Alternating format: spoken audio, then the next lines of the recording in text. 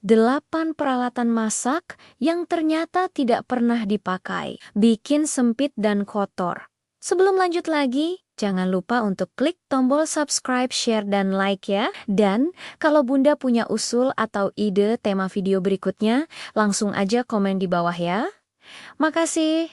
Dan kita lanjut sekarang. Halo Bunda semua. Semoga semuanya sehat selalu ya. Punya dapur luas itu cuma mitos ya Bu, karena sekenyang apapun kita belanja wadah plastik, tetap saja ujung-ujungnya laci lemari hampir meledak, sampai panci harus ditumpuk kayak menara pizza. Rasanya baru kemarin kita semangat beli barang ini, itu gara-gara keracunan, video masak estetik, sekarang malah jadi sarang debu dan bikin emosi setiap mau ambil sutil. Padahal, menurut artikel di laman kebersihan rumah tangga, menumpuk barang yang tidak terpakai itu sebenarnya sumber stres tersembunyi yang bikin kita makin malas gerak di dapur. Fenomena hobi koleksi alat masak ajaib ini benar-benar relate sama kita yang gampang tergoda diskon. Padahal fungsinya cuma buat menuhin tempat dan bikin dapur kelihatan kumuh. Makanya,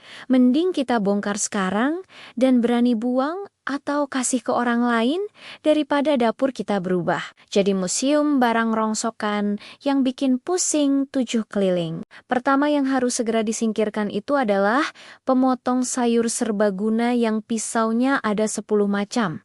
Tapi cara pasangnya saja butuh ijazah sarjana teknik. Saking rumitnya, bukannya mempercepat kerja, kita malah habis waktu. Cuma buat nyari mata pisau yang pas. Padahal pakai pisau dapur biasa saja cabai sudah halus dari tadi. Belum lagi urusan cuci-mencuci sela-selanya yang sempit.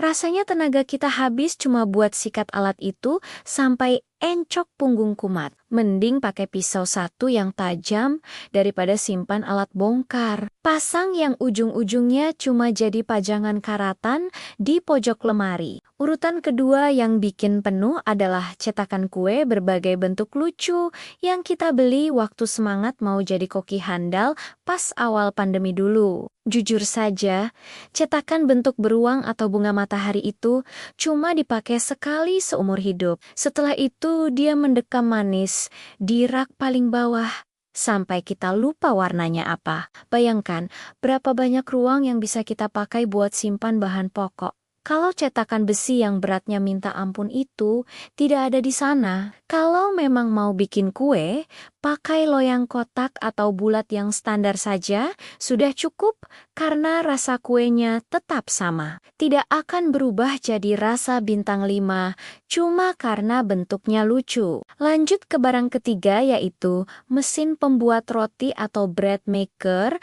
yang ukurannya sebesar gajah tapi cuma menghasilkan 1 loyang roti seminggu sekali kalau lagi rajin. Awal beli sih mimpinya mau sarapan sehat tiap pagi. Tapi kenyataannya lebih sering beli roti di minimarket depan komplek. Karena malas menimbang tepung dan ragi. Alat ini makan tempat banget di meja dapur. Sampai-sampai kita tidak punya ruang buat potong bawang dengan leluasa. Kalau memang jarang dipakai, lebih baik simpan di gudang atau jual saja supaya dapur terlihat lebih plong dan kita tidak merasa bersalah setiap melihat alat mahal itu menganggur. Barang keempat adalah koleksi botol minum atau tumbler yang jumlahnya sudah kayak mau buka toko kelontong di dalam rumah sendiri. Biasanya ini hasil berburu hadiah, belanja atau emang lapar mata lihat warna-warni botol yang katanya ramah lingkungan, padahal malah merusak lingkungan dapur kita. Botol-botol tanpa tutup atau yang sudah kusam itu mending langsung masuk kotak donasi saja, supaya rak piring tidak terlihat penuh sesak. Kita cuma punya 1 mulut buat minum, jadi buat apa simpan sampai 20 botol? Kalau yang dipakai itu-itu saja setiap harinya. Peralatan kelima yang sering jadi beban pikiran adalah blender kecil khusus bumbu yang suaranya lebih nyaring daripada gosip tetangga, tapi hasilnya tidak halus-halus amat. Kita sering simpan ini karena merasa sayang, Padahal kita sudah punya blender besar yang jauh lebih bertenaga dan multifungsi. Alhasil, meja dapur penuh kabel yang melilit ke sana kemari seperti kabel listrik di pinggir jalan raya. Buang saja yang kecil itu atau kasih ke saudara yang butuh supaya area kerja kita lebih bersih dan tidak ada lagi drama kabel nyangkut.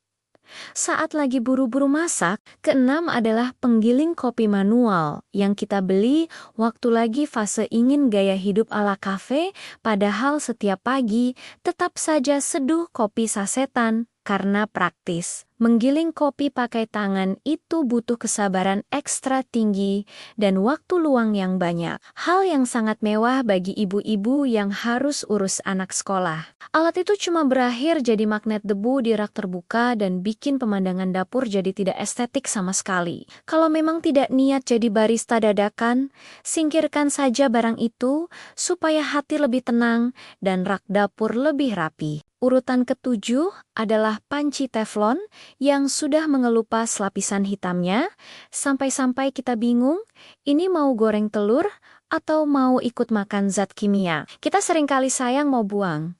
Karena mikirnya dulu beli mahal, padahal kesehatan keluarga jauh lebih mahal harganya daripada sebuah panci rusak. Memakai alat masak yang sudah cacat itu sama saja menabung penyakit di masa depan. Jadi, jangan ragu buat lempar ke tempat sampah. Ganti dengan satu panci berkualitas yang aman supaya kegiatan masak jadi lebih mantap dan tidak was-was lagi. Terakhir yang kedelapan adalah berbagai macam wadah, plastik sisa pesan antar makanan yang kita simpan dengan alasan buat wadah bumbu atau tempat sambal. Bukannya malah jadi rapi. Tumpukan plastik tipis itu malah sering jatuh berantakan setiap kali kita buka pintu lemari dapur. Sebagian besar dari kita pasti punya tumpukan wadah tanpa tutup atau tutup tanpa wadah yang entah kemana pasangannya pergi seperti hilang. Ditelan bumi, rapikan dan sisakan yang benar-benar layak pakai saja. Selebihnya segera buang supaya dapur tidak terlihat seperti gudang pengepul barang bekas. Memang berat ya kalau harus berpisah sama barang-barang yang punya kenangan atau yang dulunya kita beli pakai perjuangan menyisihkan uang belanja. Tapi percayalah bahwa kebahagiaan sejati di dapur itu bukan karena punya alat lengkap, melainkan karena punya ruang gerak yang lega dan suasana yang bersih. Dapur yang rapi itu tanda bahwa kita punya kendali atas hidup kita dan tidak membiarkan benda mati mengatur emosi kita setiap hari. Mari kita lebih bijak lagi ke depannya. Jangan sampai nafsu belanja bikin rumah kita terasa makin sempit dan sesak. Kita semua hebat sudah bertahan di dapur setiap hari. Jadi, berikan diri kita hadiah berupa lingkungan masak yang nyaman dan menyegarkan mata. Mulai sekarang coba cek lagi lemari masing-masing dan tanya pada hati kecil apakah barang ini benar-benar membawa manfaat atau cuma bawa beban di pundak. Tidak apa-apa kok kalau harus membuang barang, itu bukan berarti kita boros, tapi kita sedang belajar untuk hidup lebih berkualitas dan minimalis. Semangat buat para ibu di luar sana yang sedang berjuang menata rumah supaya lebih layak huni dan jauh dari kesan berantakan. Dapur bersih hati pun senang, masakan jadi makin enak karena dibuat dengan perasaan yang tenang, tanpa gangguan pemandangan yang kacau. Apakah ada barang lain di dapur ibu yang juga cuma jadi pajangan? Yuk, coba tulis di kolom komentar ya. Terima kasih sudah menemani curhat dan ceritaku sampai akhir. Sampai ketemu lagi di episode-episode berikutnya. Salam semangat, Bunda semua!